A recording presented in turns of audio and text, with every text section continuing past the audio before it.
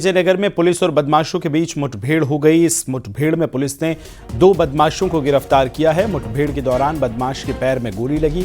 पैर में गोली लगने के बाद बदमाश कहने लगा कि मुझे माफ कर दो, मुझसे गलती हो गई।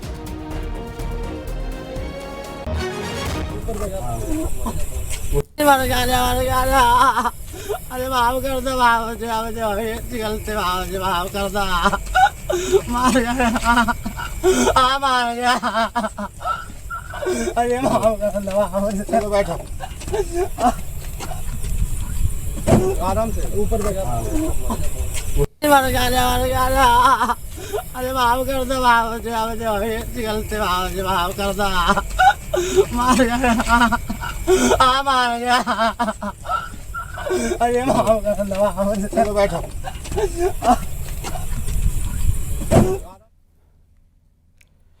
यूपी में बदमाशों के खिलाफ एक्शन जारी है। सहारनपुर में पुलिस और बदमाशों के बीच मुठभेड़ हुई है। एनकाउंटर के दौरान बदमाश ताबू के पैर में गोली लगी है। पुलिस ने 2 अन्य आरोपियों को भी पकड़ा है। आरोपी ताबू पर पकड़े 2 अन्य बदमाशों पर हत्या की कोशिश समेत कई मुकदमे दर्ज हैं। आरोपी के कब्जे से पुलिस ने असहला और बाइक को बरामद कर लिया है।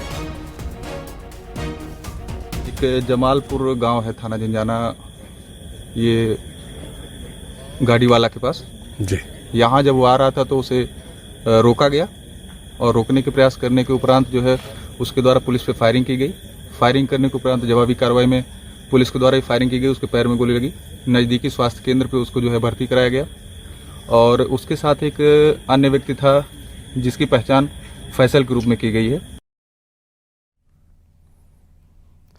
हरदोई में हरपालपुर कोतवाली क्षेत्र के पालिया गांव के रहने वाले बिजली उपकेंद्र में तैनात लाइनमैन की संदिग्ध परिस्थितियों में मौत हो गई।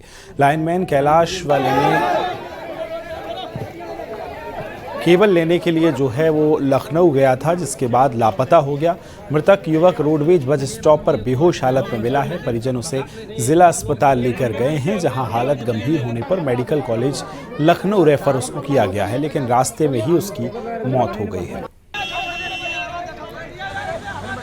कैलाश पुत्र लाखन कुशवाहा, निवासी ग्राम पलिया, थाना हरपालपुर, उम्र लगभग 40 वर्ष, दिनांक 27/8/2025 को बेहोशी की हालत में हरदोई बस स्टैंड पर मिले, जिन्हें अच्छे इलाज के लिए ट्रामा सेंटर लखनऊ ले जाया गया, जहां पर दौरान इलाज उनकी मृत्यु हो गई। शव को नियमानुसार पोस्टमार्टम कराया गया। चूँकि मृतक कैलाश का घर पलिया चौसार मार्ग बाजार में स्थित है, जहाँ पर काफ़ी भीड़ भाड़ लग गई थी और परिजनों को कुछ आक्रोश भी था, जिन्हें समझा बुझाकर शांत कराया गया था। इटावा में पुलिस और बदमाशों के बीच मुठभेड़ हुई है। पुलिस ने फायरिंग कर दबंगई दिखाने वाले आरोपी प्रशांत उर्फ भूरा को गिरफ्तार कर लिया है। और आपको बताएं कि एनकाउंटर में आरोपी प्रशांत घायल हुआ है। फिलहाल बाकी आरोपियों की तलाश में पुलिस जुटी हुई है।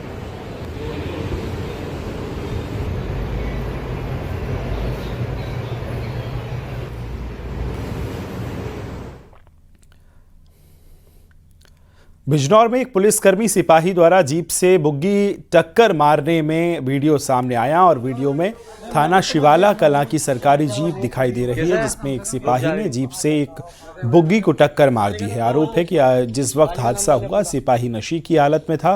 बुग्गी वाले ने सिपाही का वीडियो बनाकर सोशल मीडिया पर वायरल कर दिया और कार्रवाई की मांग की। मैं तो तुम्हें देख रहा हूँ यार, क्या वो कर रही हो, कैसा रुक जा। हरदोई में सड़क पर थूकने को लेकर 2 पक्षों में विवाद हुआ। विवाद बढ़ने पर दोनों पक्षों में मारपीट हुई। स्थानीय लोगों ने घटना की जानकारी पुलिस को दी। मौके पर पहुंची पुलिस ने स्थिति को कंट्रोल में किया।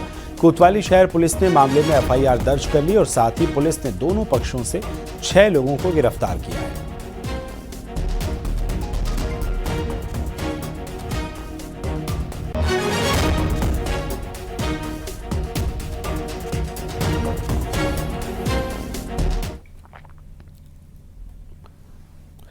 बागपत में महिला आयोग की सदस्य मीनाक्षी भराला ने 18 साल से कम उम्र की लड़कियों के फोन रखने पर पाबंदी लगाने की बात कही।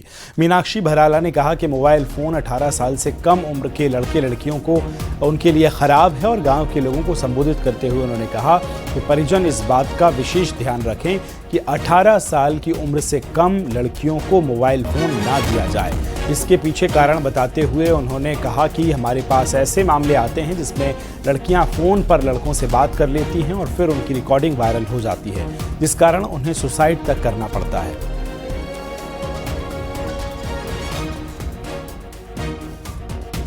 निकलती है फोन, जिसके भी हाथ में फोन है लड़की के, जो 18 साल से कम उम्र की है या लड़का, उनके चांसेस ज़्यादा हैं खराब होने के। क्यों? क्योंकि उस पे ऐसी आए बलाए चीज़ें आती हैं जो नहीं देखी जानी चाहिए 18 साल की उम्र से पहले। दूसरी चीज़, उसमें फ़ोन में दिक्कत क्या है, मुझे नहीं पता चलेगा आप किस किस से बात करते हो। लैंडलाइन से ठीक हुआ करते थे, पूरा परिवार सुनता था, वो एक ही जगह फोन चौक में रखा होता था तो पूरा परिवार सुनता था हम किससे सुन रहे हैं। मोबाइल की वजह से भी लड़कियां हमारी बहुत समाज की खराब हो रही हैं। लड़कियों की कितनी वीडियो वायरल हो रही है, ऑडियो वायरल हो रही है, फांसी खा रही हैं, आग लगा रही हैं, क्योंकि वो जब उस समय कर गई उसका कोई इलाज तो है नहीं। वो लड़के क्या करते हैं, वो ग्रुपों में वीडियो लड़कियों की भेज रहे हैं। आरएसएस की स्थापना के 100 साल पूरे होने पर दिल्ली में आयोजित संघ ने 3 दिवसीय कार्यक्रम का समापन हो गया। इस मौके पर मीडिया से बात करते हुए संघ प्रमुख मोहन भागवत ने कई मुद्दों पर अपनी राय जाहिर की। संघ प्रमुख मोहन भागवत ने कहा कि घुसपैठ का स्थायी समाधान होना चाहिए और मोहन भागवत ने कहा कि सरकार इसे लेकर प्रयास भी कर रही है।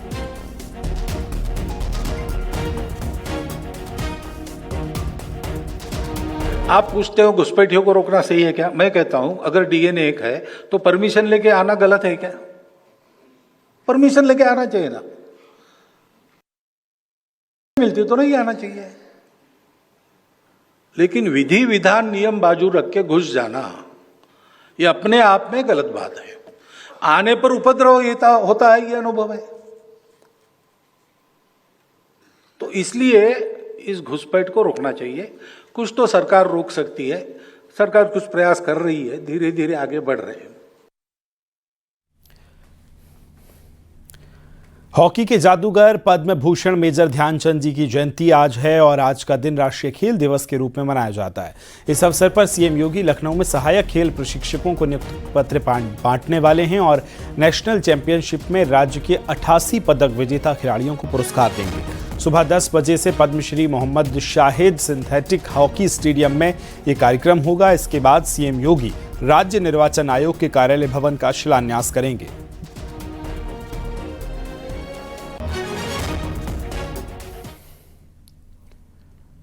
सीएम योगी आज प्रतापगढ़ और वाराणसी के दौरे पर जाएंगे। प्रतापगढ़ में सीएम योगी 550 करोड़ से अधिक की कई परियोजनाओं का लोकार्पण और शिलान्यास करेंगे और जनसभा को संबोधित करेंगे। इसके बाद सीएम योगी वाराणसी जाएंगे, जहां वो मॉरिशस के प्रधानमंत्री नवीन चंद्र रामगुलाम के 11 सितंबर को काशी दौरे की तैयारियों की समीक्षा करेंगे और बाढ़ राहत केंद्र का निरीक्षण करेंगे। सीएम योगी यहां पर विकास कार्यों का स्थलीय निरीक्षण कर सकते हैं और यहां काल भैरव और श्री काशी विश्वनाथ मंदिर में दर्शन पूजन भी करेंगे।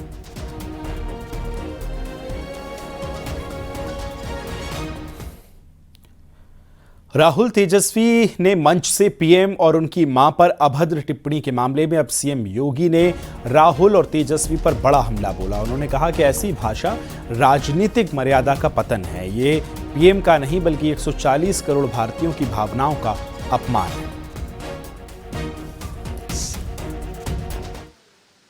और आरजेडी के मंच से बिहार के अंदर आदरणीय प्रधानमंत्री श्री नरेंद्र मोदी जी के प्रति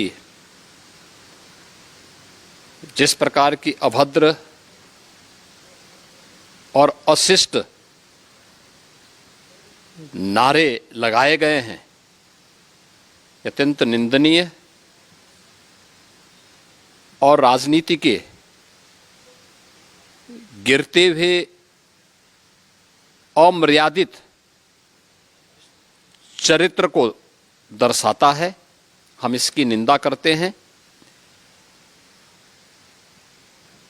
यह मर्यादा का पतन की पराकाष्ठा है।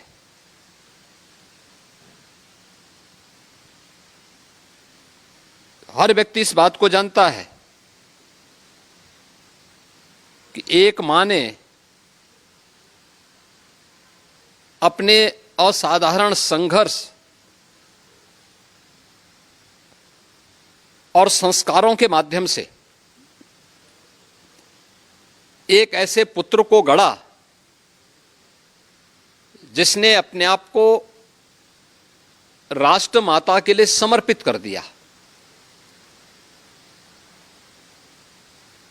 माता से प्राप्त संस्कारों और संघर्षों ने जिन्हें न केवल देश का बल्कि दुनिया का सबसे लोकप्रिय जन नेता बनाया है। इंडी गठबंधन के मंच से इस प्रकार की अमर्यादित भाषा 140 करोड़ भारतवासियों का अपमान है।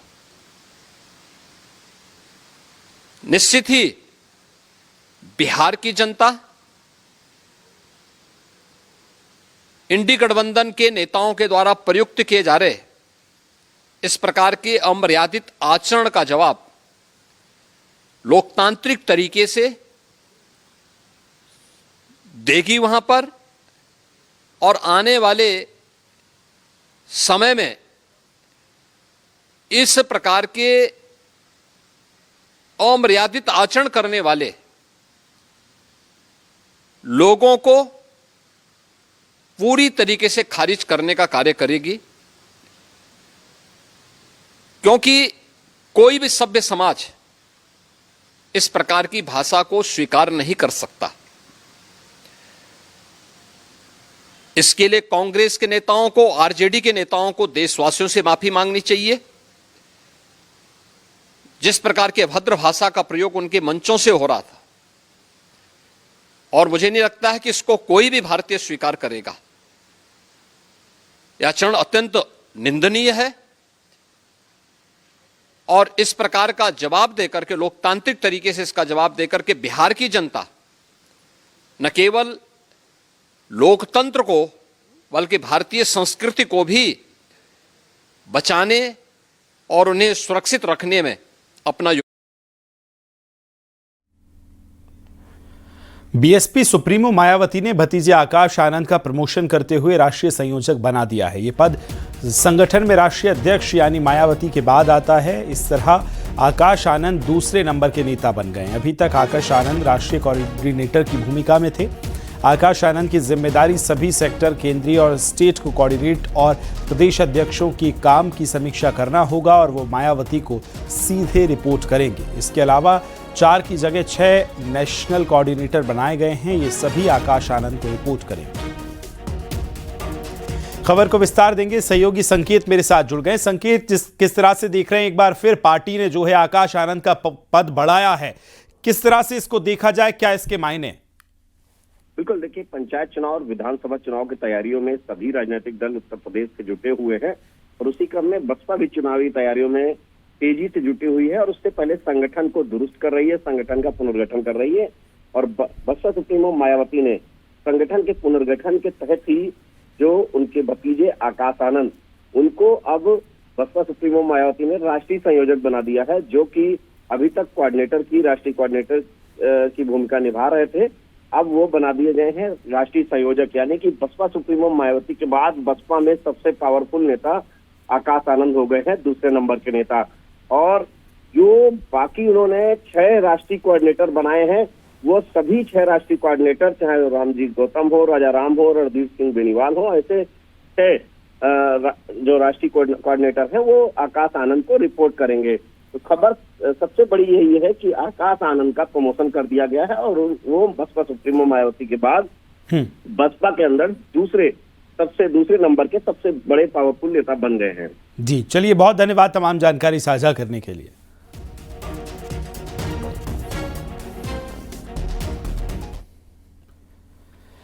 उधर कन्नौज के पूर्व सांसद सुब्रत पाठक ने राहुल गांधी और तेजस्वी यादव के खिलाफ शिकायत दर्ज की है। पीएम मोदी की मां पर टिप्पणी के मामले में उन्होंने सदर कोतवाली में दोनों के खिलाफ शिकायत दर्ज की है, और एफआईआर नहीं होने पर आंदोलन की चेतावनी भी दी है।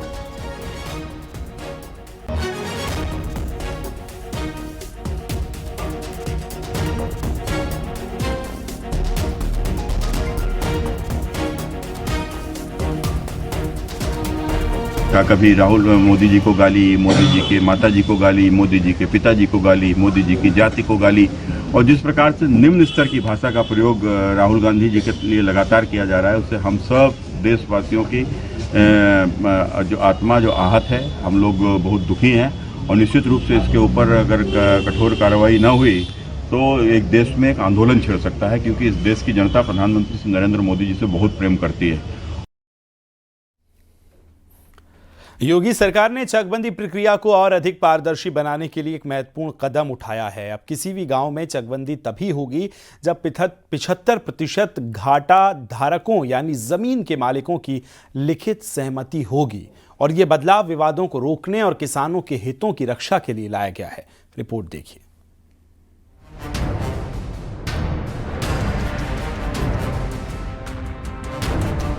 उत्तर प्रदेश के 1,07,529 राजस्व ग्रामों में से 1,55,000 गांव की चकबंदी पहले ही हो चुकी है, लेकिन अभी भी 6,974 गांव में एक बार भी चकबंदी नहीं हुई। इनमें से केवल 1,767 गांव चकबंदी के लिए ठीक हैं। बाकी गांव में नदी की कटान, जंगलों या फिर पहाड़ियों के कारण चकबंदी संभव नहीं। अब इन शेष गांव में चकबंदी को सुगम बनाने के लिए सरकार ने नियमों में बड़ा बदलाव किया है। उत्तर प्रदेश सरकार ने चकबंदी को लेकर एक बड़ा फैसला किया है, जिसके तहत अब किसी भी गांव के 75% घाटा धारकों यानी कि वहां की 75% लोगों की अनुमति और सहमति के बिना चकबंदी नहीं की जाएगी। उत्तर प्रदेश में 1,07,529 गांव हैं, जिनमें से अब तक 1,05,555 गांव की चकबंदी हो चुकी है, लेकिन आज भी 6,976 गांव ऐसे हैं जिनकी चकबंदी नहीं हुई है, जिनमें से 1,767 गांव ही चकबंदी के लिए उपयुक्त हैं। पहले चकबंदी का प्रस्ताव गांव के प्रधान और ग्राम पंचायत के बहुमत सदस्यों के जरिए भेजा जाता था, जिससे शुरू होते ही विवाद हो जाते थे। कई मामले कोर्ट तक पहुंच जाते हैं, लेकिन अब नई व्यवस्था के तहत चकबंदी से पहले गांव के 75% डेटा धारकों की लिखित सहमति अनिवार्य होगी। ये पहल विवाद कम करने के लिए की गई है। राज्य सरकार ने इस निर्देश को सभी जिलाधिकारियों को मुख्यालय स्तर से जारी कर दिया है। यहां वक्त एक बहुत छोटे से ब्रेक का है। खबरों का सिलसिला लगातार जारी है। आप देख रहे हैं न्यूज़ 18 उत्तर प्रदेश उत्तराखंड।